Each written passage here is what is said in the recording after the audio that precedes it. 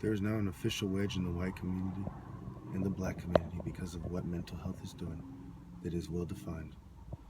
The blacks have told me that they have my back, the ones who see it my way, and that this is a push, I swear on my ancestors, by whites with a Roman, Greco-Roman perspective, influenced by Jews and rich Asian financiers, to make it seem like they are better than us and to screen out the taller people. Think gentrification, genes of ISIS versus the genes of the serpent, the children of the devil.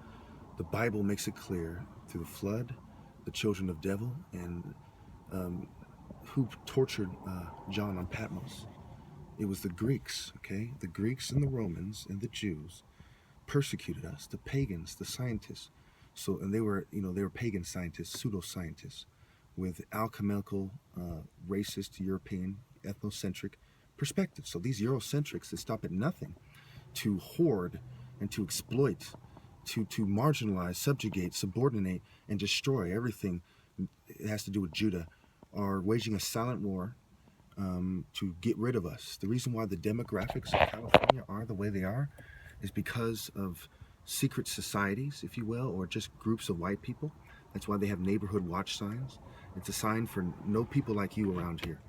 If you look at it from my perspective as a man of God, of African, white, and Jewish descent, and you consider every perspective because of all the high schools you went to and all the friends you've had, going to martial arts schools, hanging in the streets and whatnot, smoking weed and getting resin on your fingers and, getting dirty with some females once in a while, getting neglected, and over the years you get it.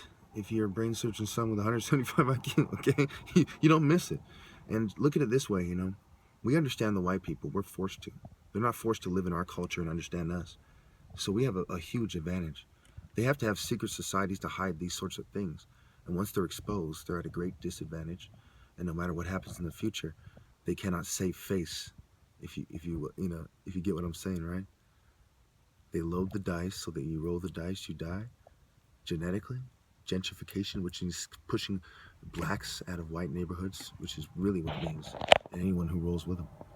And so a lot of these people have made agreements to wear black instead of red and to let their women have sex with Serenios and stuff like that when they made the peace treaty in San Jose. Yeah, isn't that horrible? Blacks did it too. And I represent the blacks who are Christians, who aren't rolling with the communist, kind of Ashkenazi, Hegel. Because remember, Marx and Engels worshipped Hegel. He was their god. They didn't worship prophets. They're atheists.